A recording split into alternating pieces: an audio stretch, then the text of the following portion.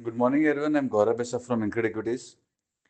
Nifty started on a very strong note. At one point during the opening hours, it was up 400 points, but as the day progressed, it kept on giving up its gains.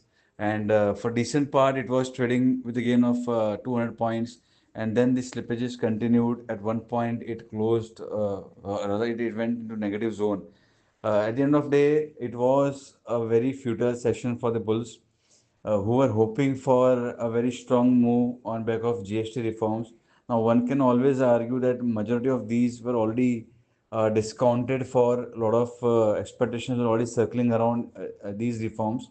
However, one also needs to see that we did not see a bounce back prior to the announcement of GST. We went from 24,400 to 24,600.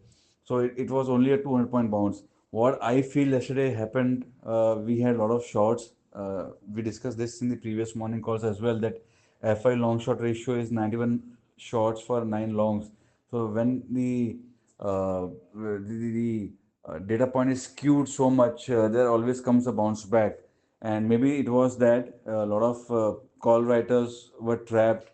Even the people who sold futures were also caught off guard, and that short covering was something that resulted in an upside in the beginning hours of a trading session.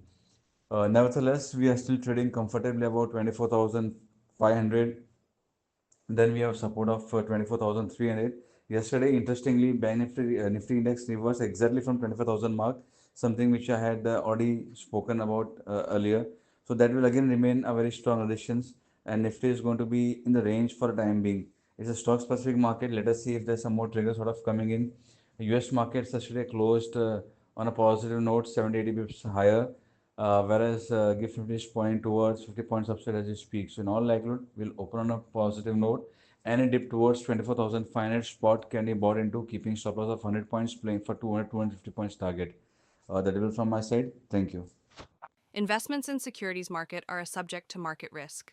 Read all the related documents carefully before investing.